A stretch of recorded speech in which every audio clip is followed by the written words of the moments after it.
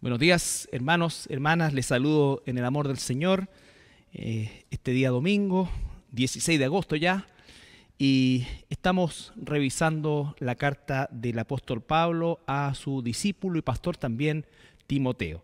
El día de hoy nos corresponde la sección de 1 de Timoteo capítulo 3, versículo 8 al 11. Les invito a buscar en sus Biblias 1 de Timoteo capítulo 3, versículo 8 al 11. Dice así la palabra del Señor. Los diáconos asimismo deben ser honestos, sin doblez, no dados a mucho vino, no codiciosos de ganancias deshonestas, que guarden el misterio de la fe con limpia conciencia, y estos también sean sometidos a prueba primero, y entonces ejerzan el diaconado, si son irreprensibles.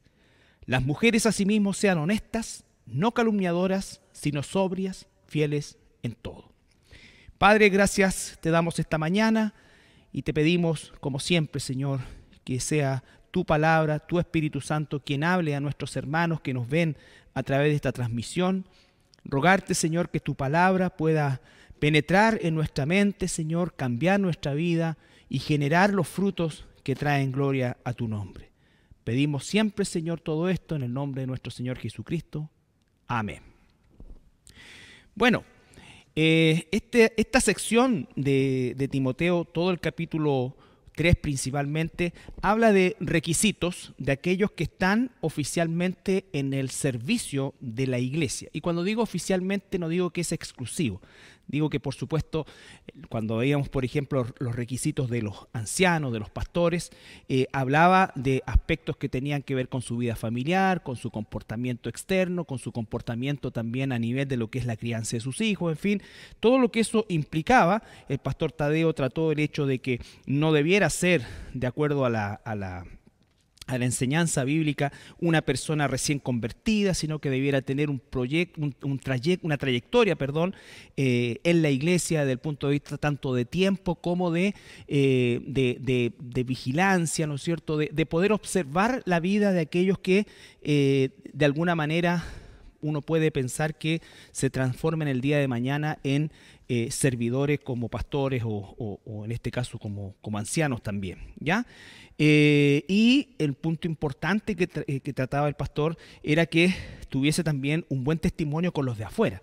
Y esto va muy de la mano con lo que vimos nosotros en cuanto a los requisitos en el primer punto, cuando decía que sea irreprensible, o sea, es necesario que sea irreprensible. No solamente implica que tengamos un buen testimonio con los de adentro, sino que también con los de afuera.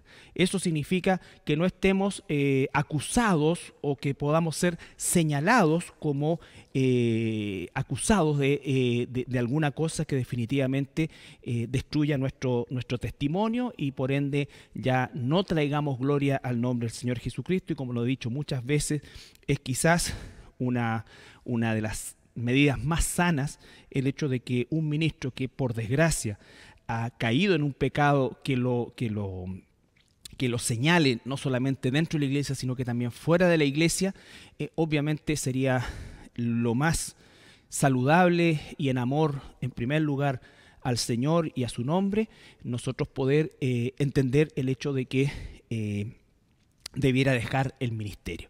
Y recuerden ustedes, en la carta a los romanos, el apóstol Pablo dice, bueno, por causa de ustedes, les dice claramente, y del testimonio malo, que estoy parafraseando, del mal testimonio que ustedes dan, aquellos que son gentiles o infieles pisotean el nombre de Cristo, porque en vez de nosotros ser un referente y un ejemplo dentro y fuera de la iglesia, somos lo contrario. Y ahí damos ocasión a que la gente verdaderamente calumnie el nombre de Cristo. Y eso sí que es un pecado terrible. Entonces, en la misma dinámica, ¿no es cierto?, llegamos al versículo 8 y habla de los diáconos. Capítulo 3, versículo 8. Los diáconos asimismo. Esa palabra asimismo es una palabra clave, una palabra que de alguna forma une y condiciona lo que viene a continuación con lo que se acaba de decir con anterioridad. Y recuerden que todos estos requisitos son para todos los cristianos. Se hace el énfasis en los pastores y ahora en los diáconos, porque obviamente somos los que estamos más expuestos, tanto a nivel de lo que es la iglesia como a nivel de lo que es la vida pública. Pero es un requisito para todos los cristianos. Entonces, los diáconos, ahora se está refiriendo, a sí mismos deben ser honestos, sin doblez, no dados a mucho vino, no codiciosos de ganancias deshonestas. Este primer versículo 8 nos va a hablar acerca de lo que es el diácono. La palabra diácono se relaciona con varias palabras que tienen la misma raíz, ¿ya? Pero todas ellas, sin lugar a dudas, significan servicio. En términos genéricos, significa servicio, ¿ya? Nosotros vamos a ver que podemos encontrar el concepto, la forma de diácono, ¿no es cierto?, en primer lugar, en el concepto de que todos nosotros debemos servir. Es decir, todos nosotros debemos ejercer diaconía. Servimos a nuestra familia, servimos a nuestra iglesia, servimos en nuestra iglesia, servimos en nuestro país. El servicio debe ser siempre, siempre una característica del cristiano. Y por cierto, de todos nosotros, y ser quizás reconocidos por ser siempre personas dispuestas a servir. Recuerden que el Señor Jesucristo allá en el Evangelio de Marcos dice: yo no vine para ser servido, sino que vine para servir. Y no solamente servir en todo lo que sirvió a la gente de su época, sino que el servicio más grande de entrega que el Señor Jesucristo dio fue dar su vida por nosotros. Entonces, el servicio, en términos genéricos, el diaconado, debe ser una característica marcada dentro de nosotros como pueblo de Dios, ¿ya? Pero la primera parte, como estoy diciendo, ¿no es cierto?, hace alusión a aspectos generales, ¿ya? Aspectos generales. Vamos a ir al Evangelio de Lucas, capítulo 4.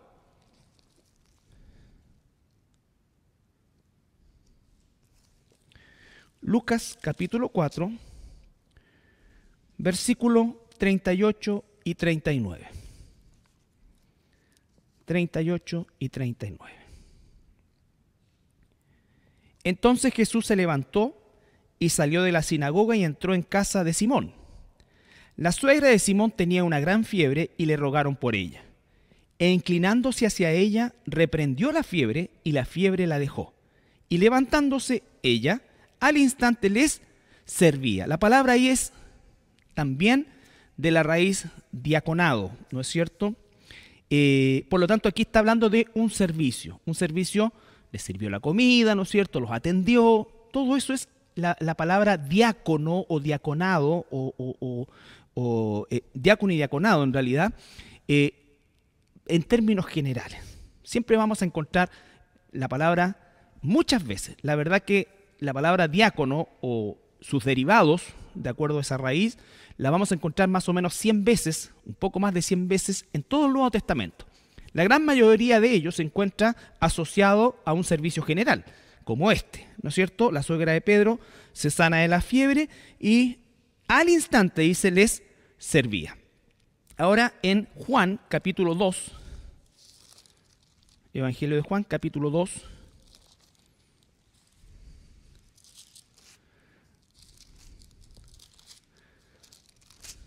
versículo 5, es la escena de las bodas de Caná.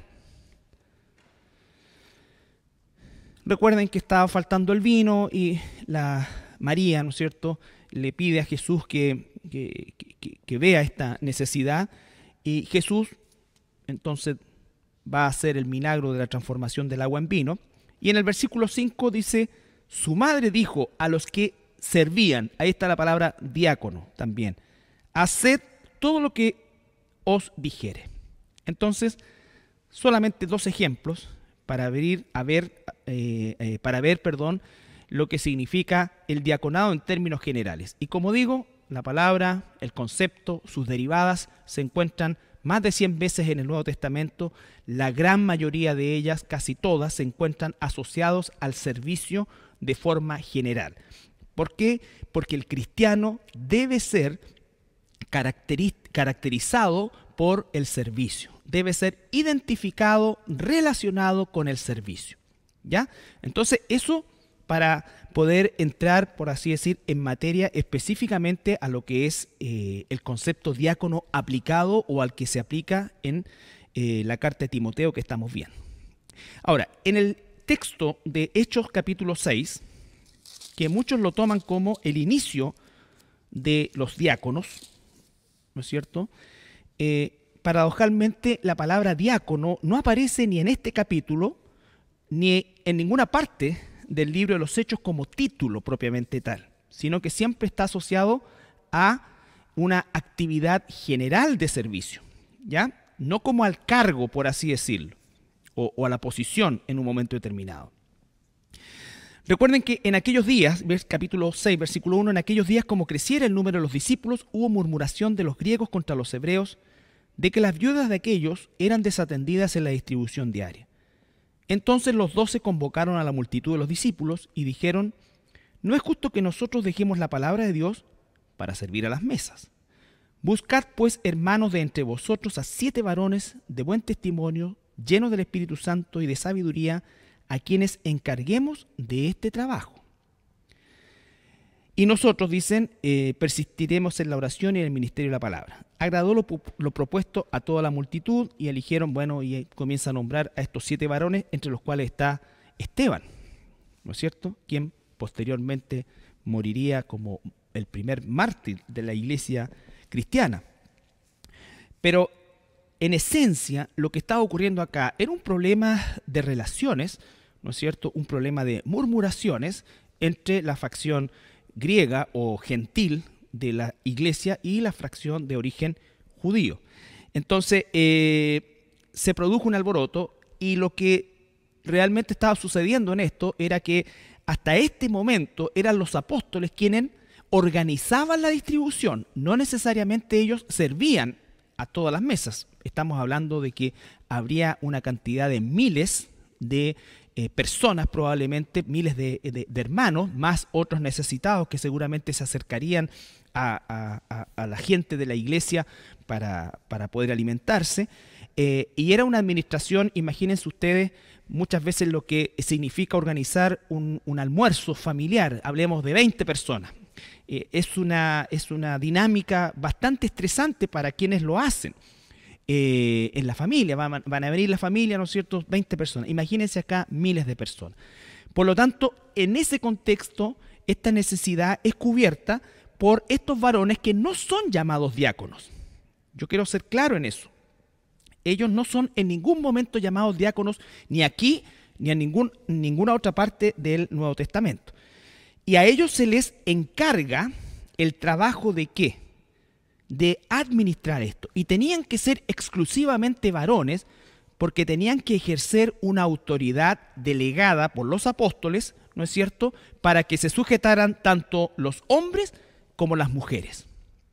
Esa era la función que ellos tenían.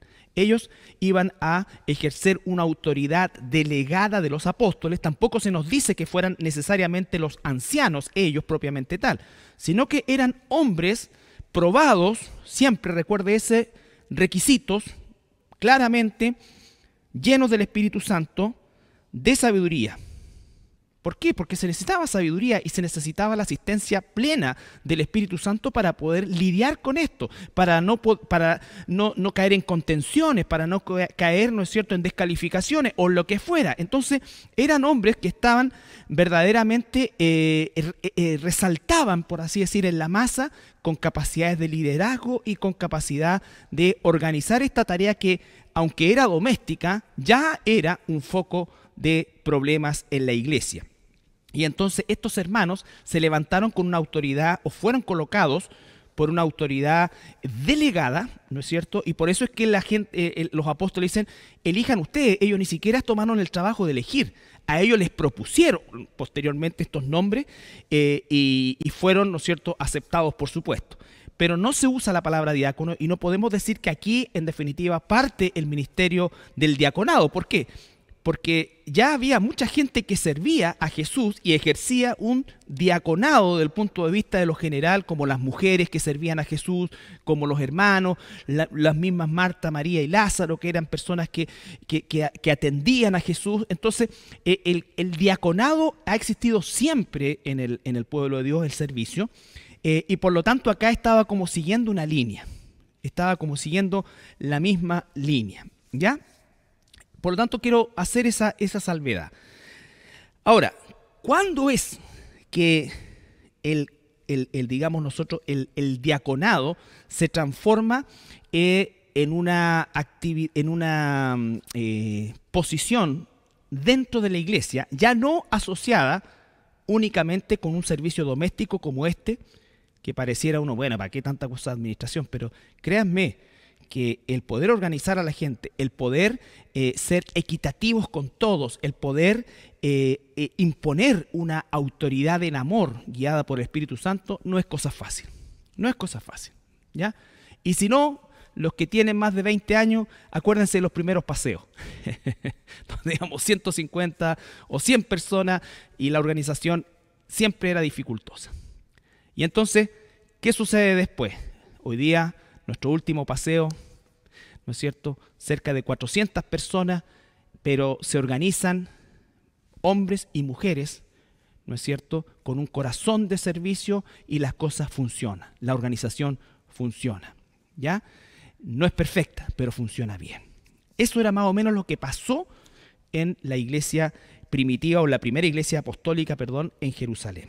Ahora, el diaconado como una posición en la iglesia ya de forma oficial va a ocurrir más posteriormente, porque ya no se va a relacionar, como decía yo, exclusivamente con lo que era el servicio doméstico, sino que ya incluía otras actividades. En 1 Corintios 12:5,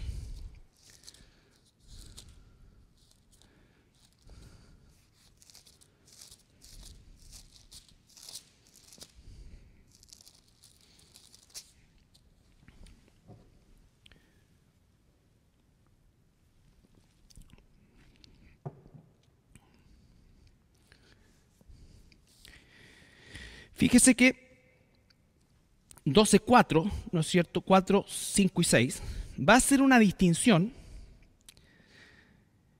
y se está relacionando con los dones espirituales. Ahora bien, hay diversidad de dones, pero el Espíritu es el mismo. Y hay diversidad de ministerios, pero el Señor es el mismo. Y hay diversidad de operaciones, pero Dios, que hace todas las cosas en todos, es el mismo. La palabra ministerios, que aparece en el versículo 5 y que se habla de diversidad de ministerios, pero el Señor es el mismo, es la palabra diaconado también. Diaconado. Lo que está diciendo, hay diversidad de servidores o de servicios en la iglesia, ¿no es cierto? Por lo tanto, vamos a ver que ahora la palabra diaconado, el concepto diaconado, se va a asociar con ministerios, con actividades propias de la iglesia. Propias de la iglesia, ¿ya? ¿Qué significa eso? Que acá no necesariamente está hablando de alguien que es colocado como diácono o diaconisa, como lo vamos a ver, sino que es alguien que puede o no tener esa posición, por así decir, en la iglesia, pero de por sí es una persona, hombre o mujer, hermano o hermana, siempre dispuesta y disponible. Alguien que siempre dice, yo voy, yo puedo, yo doy. Ese tipo de personas, y yo le doy gracias a Dios que tenemos personas así, hermanos y hermanas así en la iglesia, que quizás no enseñan niños, no están a cargo de alguna actividad de la iglesia, pero son personas absolutamente disponibles, que es una de las razones por la cual nosotros como iglesia hasta el día de hoy conservamos el ministerio de aseo y ornato. El ministerio de aseo y ornato es un ministerio donde estamos todos, y todos de forma pareja, los que estamos ahí, ¿no es cierto? Aseamos, hermosean la iglesia, las hermanas que están en este ministerio, y eso es un servicio. Pero nadie tiene el cargo de, o encargado de barrer, encargado de limpiar los baños, encargado, ¿no es cierto? Porque si no nos llenaríamos de encargados. Pero los que están ahí, y hay algunos que han estado allí y están allí desde que la iglesia comenzó a existir. Y hasta el día de hoy, 30 años después, siguen participando activamente y siguen siendo pilares en ese servicio, y eso da un hermoso ejemplo a los demás. Entonces, el don de servicio o de diaconado propiamente tal como está aquí, no necesariamente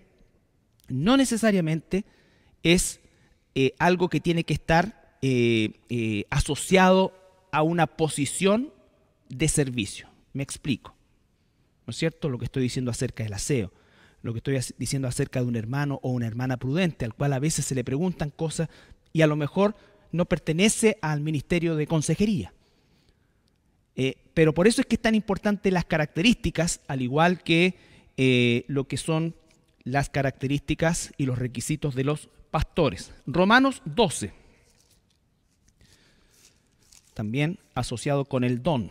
Romanos 12, 6 al 8. Perdón.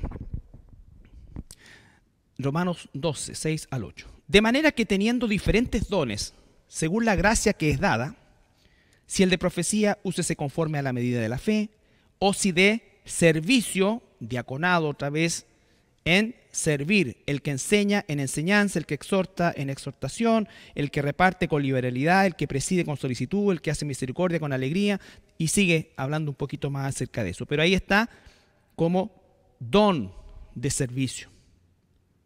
Don de servicio. Eso implica siempre disposición, disponibilidad, ¿no es cierto? Sobre todo en favor del resto de los hermanos, personas que siempre sirven, siempre han servido y siempre sirven, y las veces que no pueden hacerlo y sirven en aquellas áreas donde normalmente los demás no quieren hacerlo. Porque es muy fácil llegar a una iglesia limpia, hermoseada, cuando empecemos de nuevo desinfectada, ¿ya? Que estar involucrado en eso.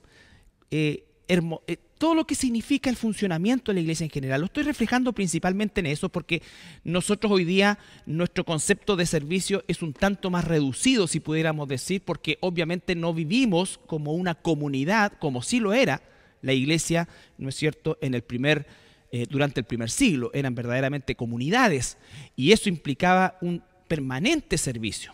Pero el concepto de servicio está también en la iglesia como don, y espero que se haga la diferencia, ¿no es cierto? Primero tenemos un servicio general, ¿no es cierto? Personas que son servidoras y que hay servicios generales. Después tenemos el don de servicio, que son personas que se destacan con eso, que está muy asociado a la hospitalidad, personas que están preocupadas realmente que tú estés bien, que estés bien servido, ¿no es cierto? Que estés cómodo en el estudio. Que donde vas a estar tú, ¿no es cierto?, esté limpio. Esa es la gente que tiene el don de servicio, ¿ya? Cuando se habla de servicio en la iglesia, desgraciadamente, inmediatamente se asocia con enseñanza, cantar, cualquier cosa, ¿ya? Por supuesto que son servicios también, pero no son los únicos. No son los únicos y de hecho no son muchas veces tan importantes como lo es el servicio silencioso, humilde, ¿no es cierto?, donde el ojo de Dios es el que está mirando. Eso forja más el carácter que cualquier otra cosa.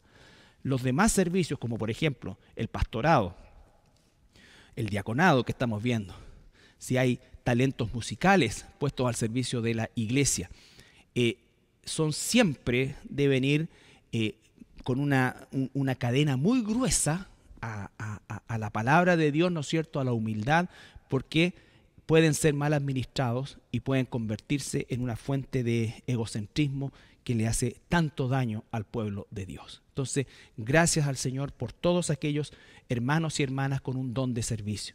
Aquellos que siempre dicen sí, aquellos que hay que ir a buscar algo, yo voy, yo presto mi camioneta, ¿no es cierto? Yo presto mi vehículo, yo presto esto, yo vengo a cortar el pasto, yo hago esto, yo a lo mejor por razones de un trabajo no puede ser siempre, pero se programa, se planifica, ¿no es cierto? Tenemos hermanos así.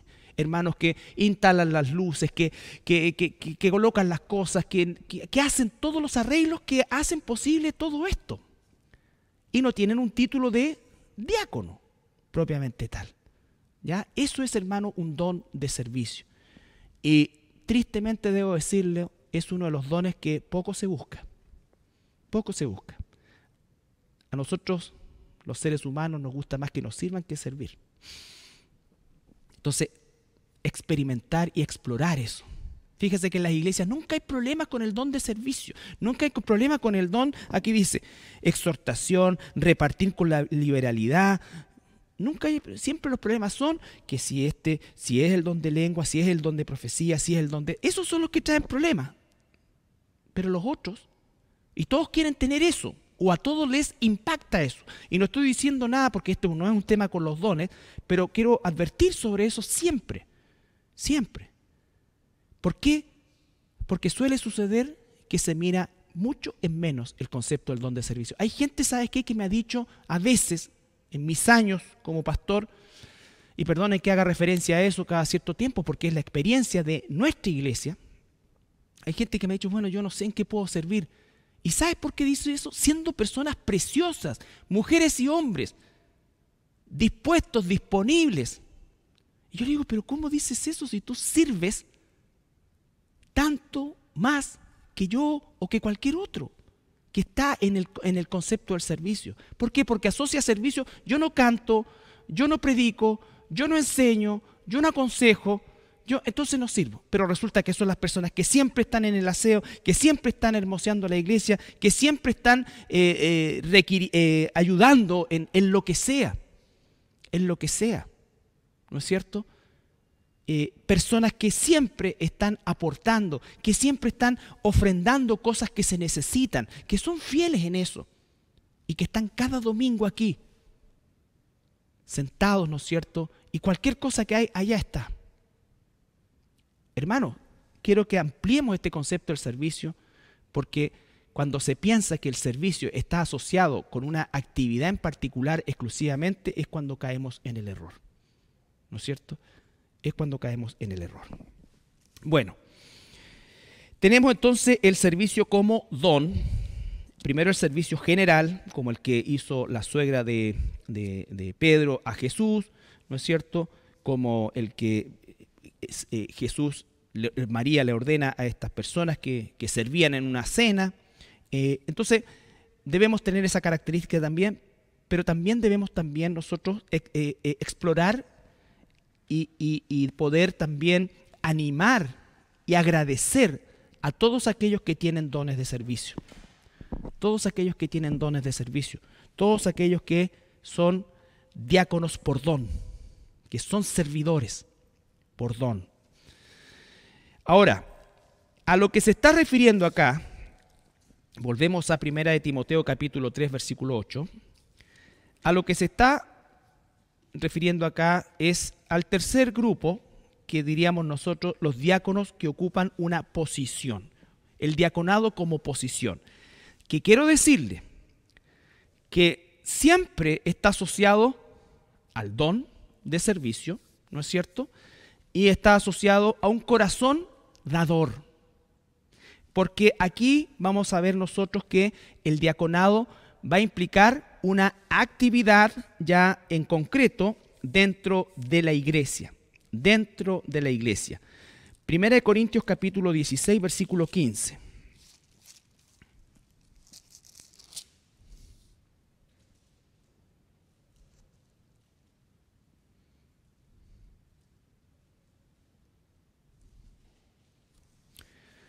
Primera de Corintios capítulo 16, versículo 15 y 16.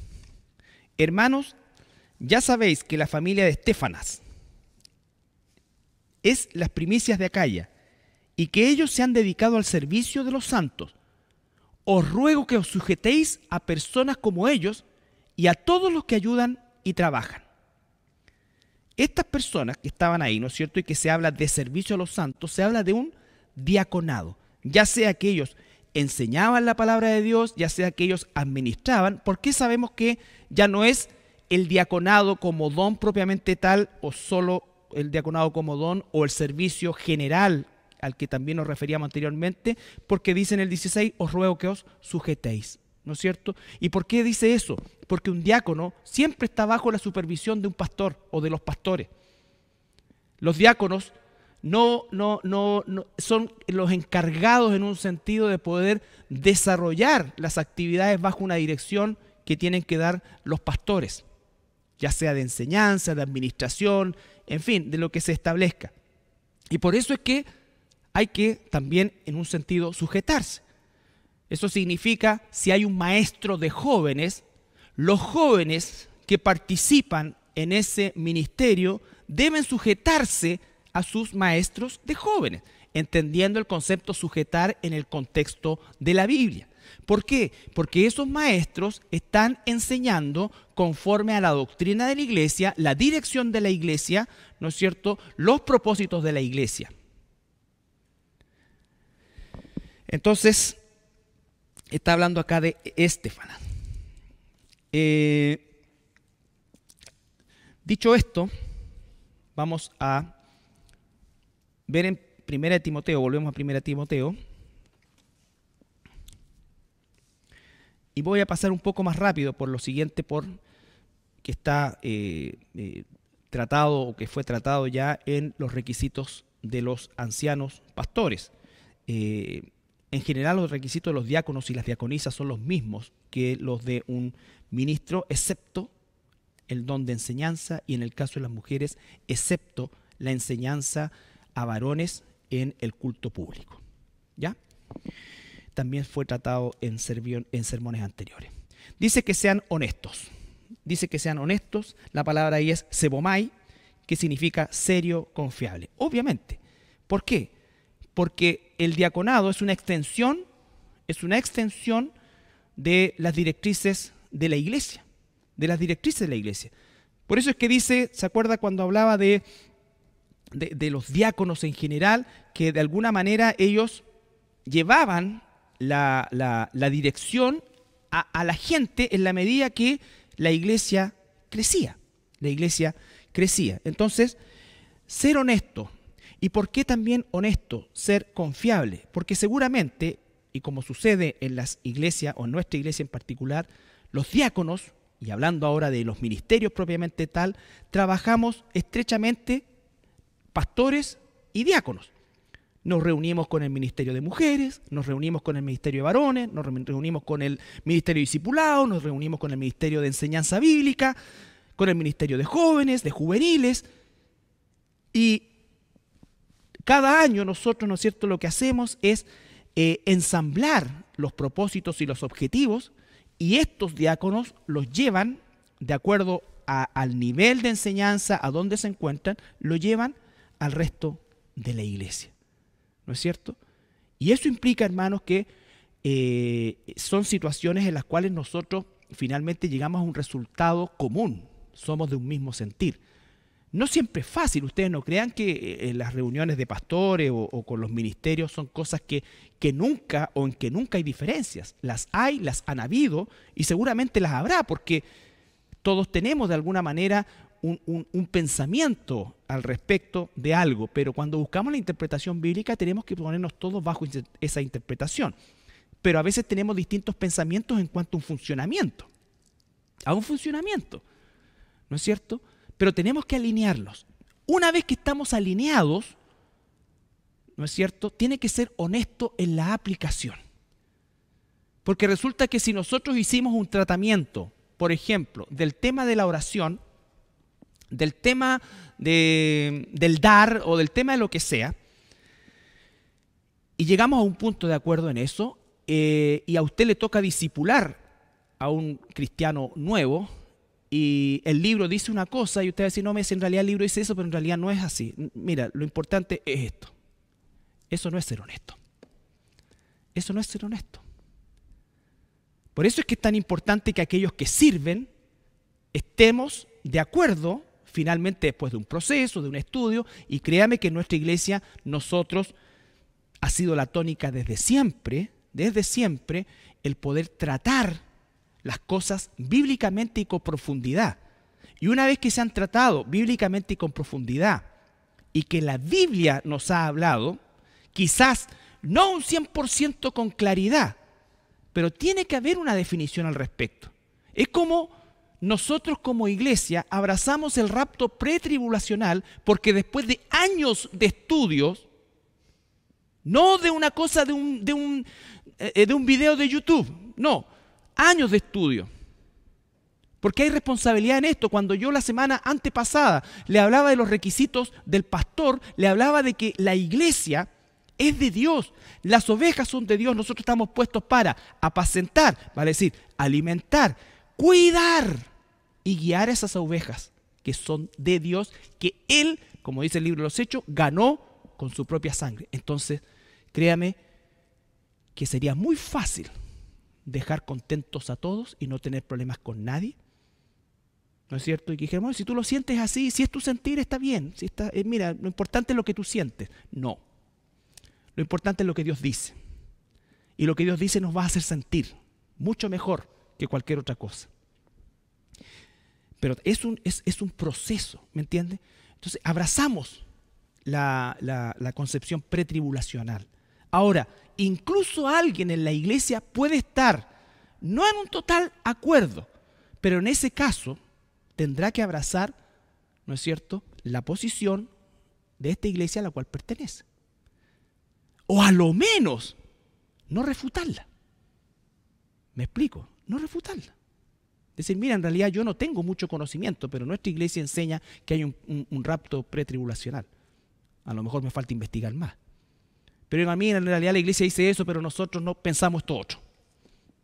Que es el típico, ¿no es cierto?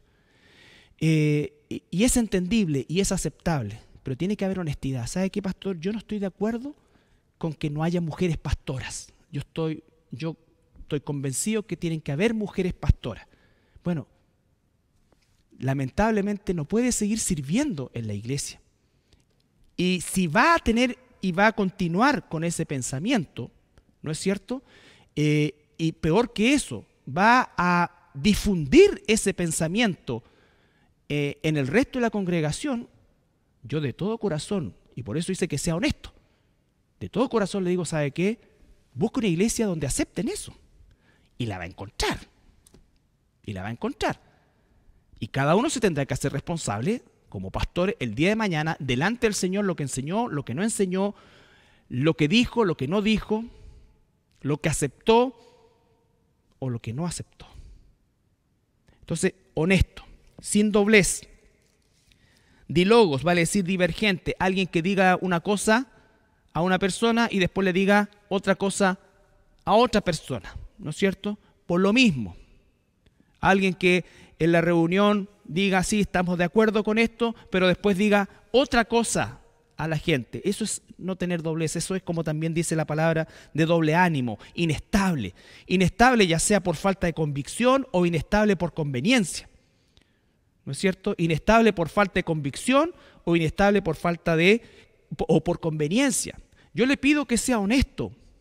Ha habido gente que ha sido sumamente honesto, hermanos y hermanas que se han ido de esta iglesia y han sido lo suficientemente honestos para decir que no están de acuerdo con, y fíjate, no estamos, cuando dicen no estoy de acuerdo con esto, con usted, pastor, usted no está de acuerdo conmigo o con el pastor Tadeo o con la iglesia. Usted está en desacuerdo con una forma de ver la palabra. Y por eso es que nos esforzamos tanto en tener todos los argumentos y sin duda alguna hay áreas que no van a quedar resueltas y que sí pueden tener un par de interpretaciones dentro de una misma línea. Dentro de una misma línea. No puede aparecer algo absolutamente contradictorio. Pero debe ser honesto en decir, ¿sabe qué, pastor? Esta es la parte a mí, yo no la tengo muy clara y yo tengo como un pensamiento distinto. Pero ¿sabe qué? Respeto la posición de la iglesia porque yo amo a mi iglesia y en realidad esta cosa no es relevante. porque aquí no estamos peleando si Jesús es el Salvador, si es el único camino, no. Son cosas que tienen que ver con situaciones que necesariamente pueden tener una segunda lectura en algo, no otra interpretación totalmente distinta. ¿Ya? En el mismo ejemplo anterior, la doctrina sana implica que el rapto es una realidad, antes, durante o al final, ¿no es cierto? Pero otra cosa es decir que no, que estamos viviendo el milenio, por ejemplo, que ya estamos en el reinado de Jesús y que Cristo ahora, eso es imposible, ¿no es cierto? No es así. Bien,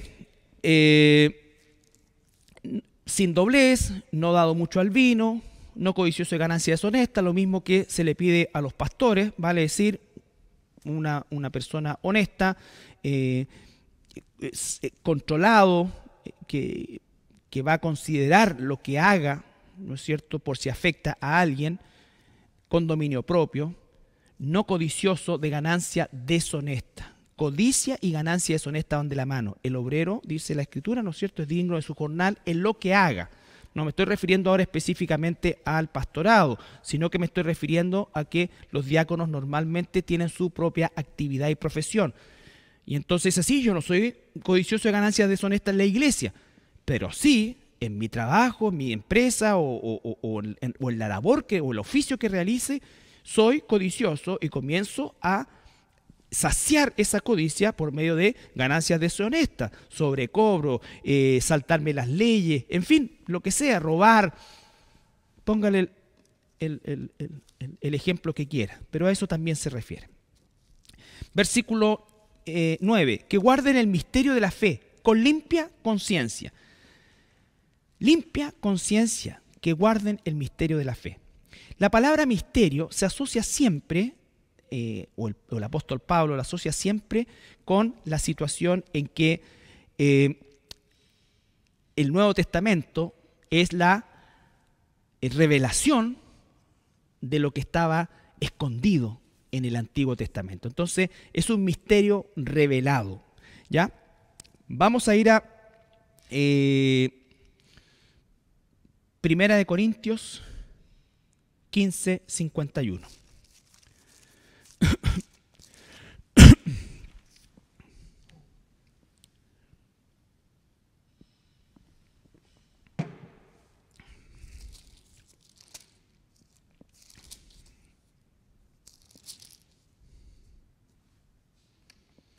El apóstol Pablo dice: he aquí, os digo un misterio.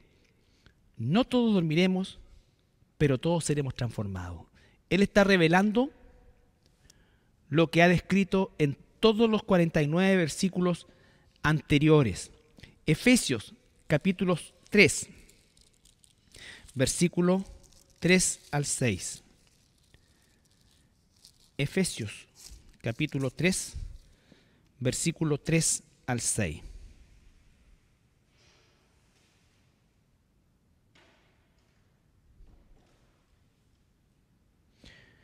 Desde el versículo 1 dice: por esta causa yo, Pablo, prisionero de Cristo Jesús, por vosotros los gentiles, si es que habéis oído de la administración de la gracia de Dios que me fue dada para con vosotros, que por revelación, fíjese, por revelación me fue declarado el misterio, como antes lo he escrito brevemente, leyendo lo cual podéis entender cuál sea mi conocimiento en el misterio de Cristo, misterio que en otras generaciones no se dio a conocer a los hijos de los hombres, como ahora es revelado a sus santos apóstoles y profetas por el Espíritu, que los gentiles son coherederos y miembros del mismo cuerpo y copartícipes de la promesa de Cristo Jesús por medio del Evangelio, del cual yo fui hecho ministro por el don de la gracia de Dios que me ha sido dada según la operación de su poder.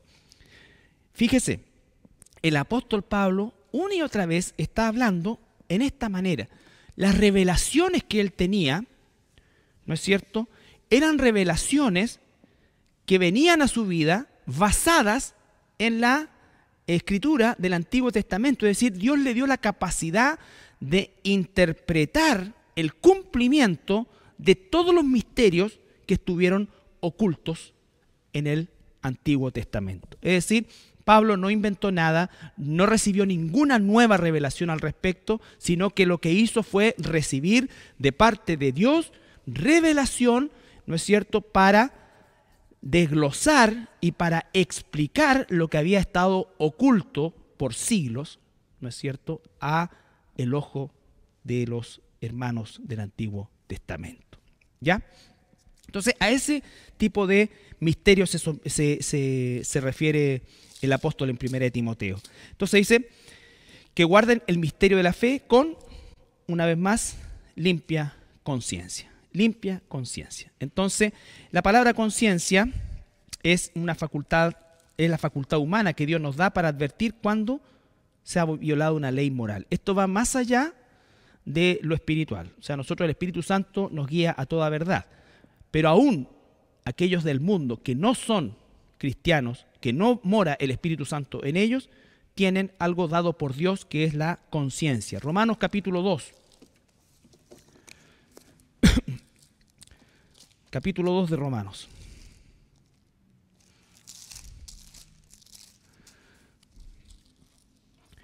(14)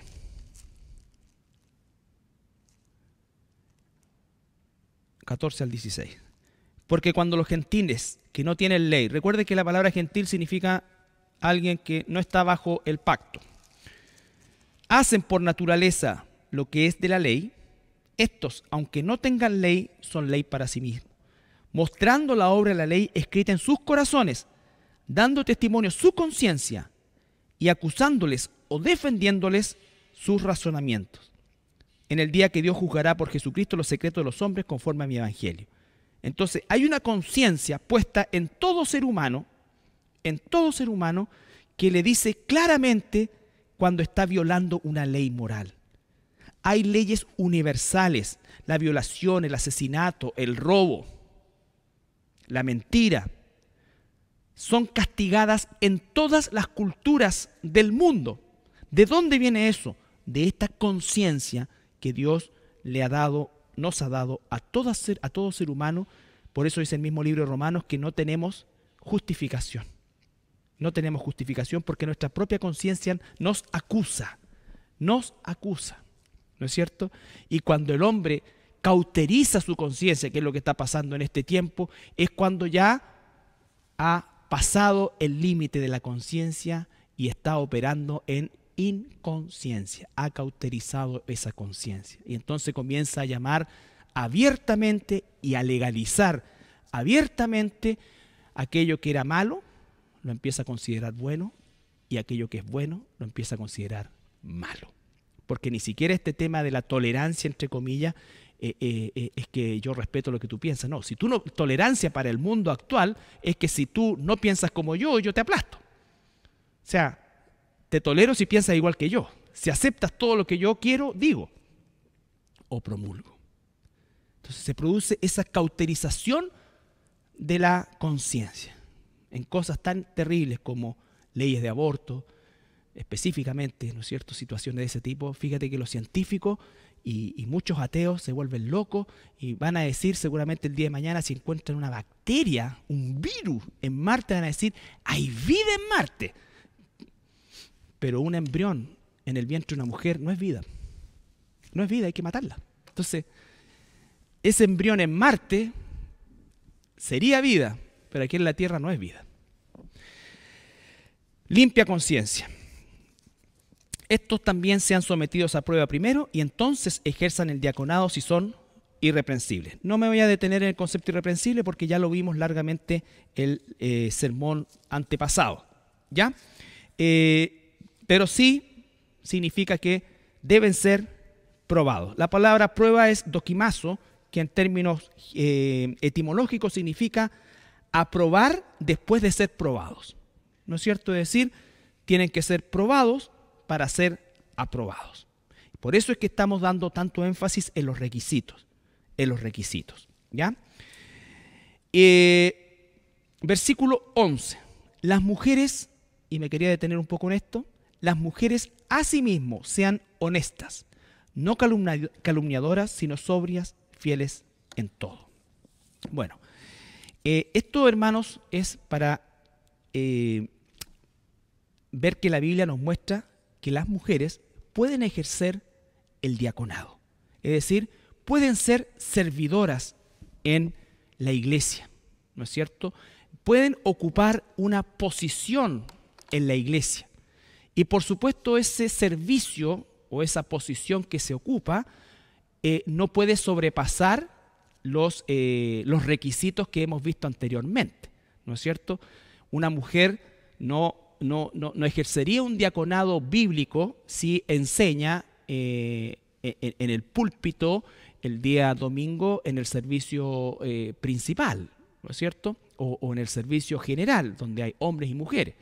Pero sí puede ejercer un servicio, un diaconado de enseñanza, y debe hacerlo a otras mujeres, a niños, ¿no es cierto?, a enfermos, en fin, a trabajar junto con su marido, si se da, como se da aquí, ¿no es cierto?, también en nuestra iglesia, los ministerios en que se trabajan con matrimonios o se hacen consejerías matrimoniales, ¿no es cierto?, en que está ejerciendo un diaconado apoyando el trabajo del marido, aconsejando a solas a la mujer, ¿no es cierto?, orando y reuniéndose con ella, porque no es sano que el esposo se reúna con la aconsejada sola o la esposa con el aconsejado solo. No.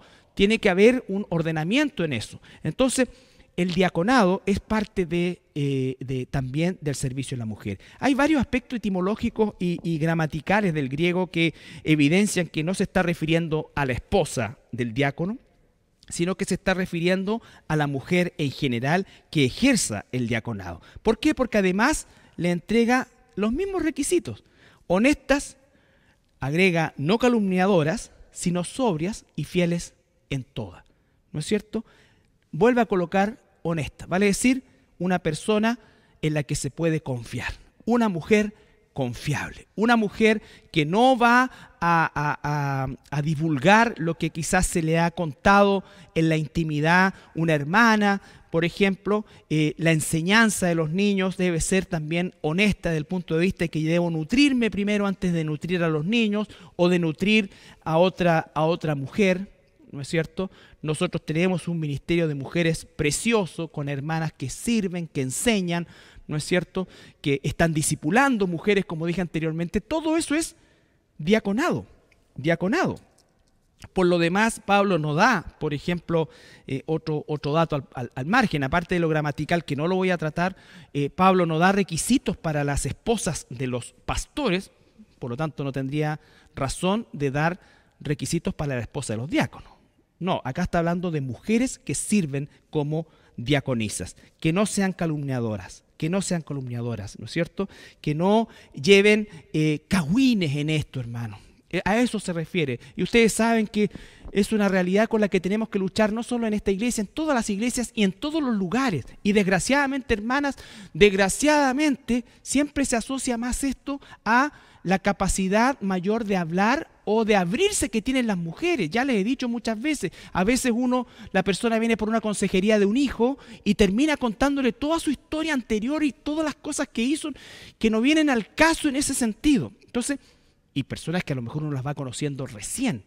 Por eso es que es tan importante, ¿no es cierto?, el poder ordenar, frenar las cosas. Es una condición de la mujer. No estoy diciendo que sea algo malo, no. Es algo que nos complementa a nosotros, a los hombres, que a veces hablamos poco en ese sentido, ¿no es cierto?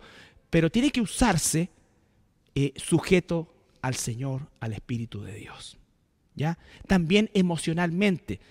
A veces una hermana viene y le cuenta una cosa y le cuenta un drama y a lo mejor agranda mucho lo que le está pasando, y la otra hermana casi el mundo se va a venir encima. ¿Y qué hace la iglesia que no está ayudando a la hermana Juana que está? Sea, como dice la palabra, ¿no es cierto?, condominio propio. No se deje llevar por las emociones, especialmente la hermana. Espero que no hagan malos comentarios, porque esto está en la Biblia, ¿cierto? No soy yo el que puse eso. Pero es así, una mujer diácona, una diaconisa que a lo mejor va a visitar a una hermana que está enfermita o que ha estado con problemas, ¿no es cierto? Y la hermana le cuenta y le dice, mira, en realidad no me ha ido a ver nadie, esta cosa. Y resulta que después la hermana se encuentra, sale muy acongojada de ahí y se encuentra en el supermercado con otra hermana y le dice, oh, ¿cómo estás? Sí, mira, fui a ver a la hermana tanto y pucha, en realidad la iglesia no ha hecho nada y no se han preocupado. Sí, y tienen que cuidar. Porque si no, no son confiables. No son confiables. Entonces, cuidado con eso, hermanas. Pero el diaconado sí está dado a la mujer. No el pastorado, el diaconado sí está dado a la mujer. Y quiero colocar, Romanos 16.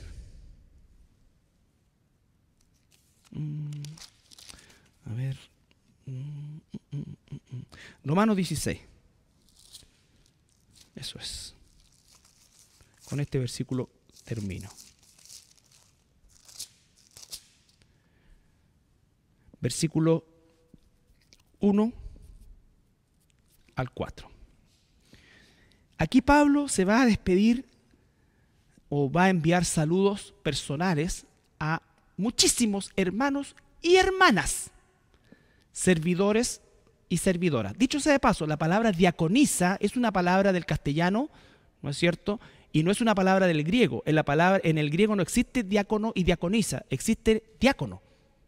Incluye a la mujer. Por eso es que tuvo que colocar el diácono, se entiende el varón, ¿no es cierto? Y la mujer, diácono. 16 de Romanos 1. Os recomiendo además nuestra hermana Febe, la cual es diaconisa de la iglesia de Cencrea.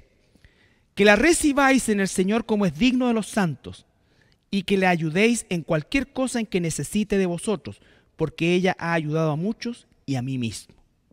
Saludad a Priscila y Aquila, mis colaboradores en Cristo Jesús, que pusieron su vida y continúan, ¿no es cierto? Y da una larga lista en la cual saluda varones y mujeres, ¿no es cierto? Servidores. Pero acá hace un énfasis en esta hermana Febe, que ejercía como diaconisa en la iglesia de Cencrea.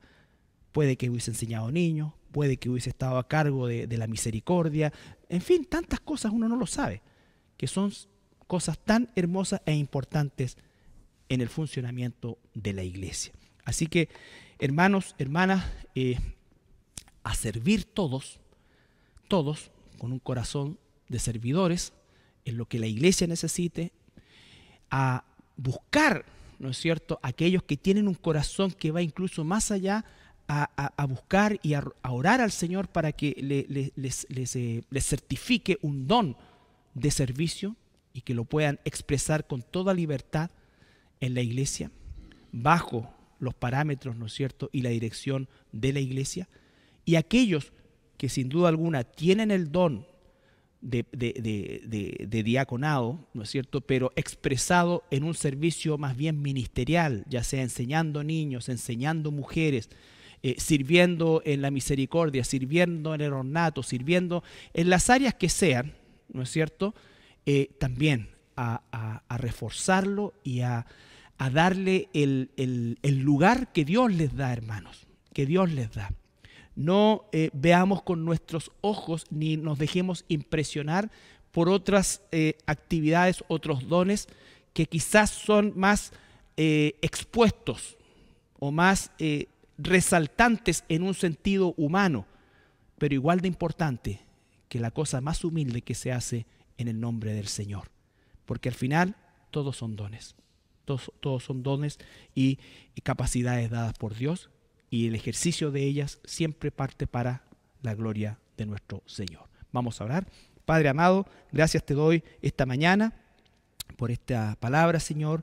Doy gracias por todos mis hermanos y hermanas con un corazón de servidores, con un don de servidores y también, Señor, con un oficio de servidor propiamente tal.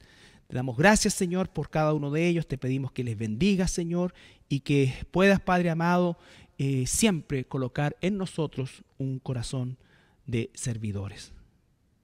En el nombre de Jesús. Amén.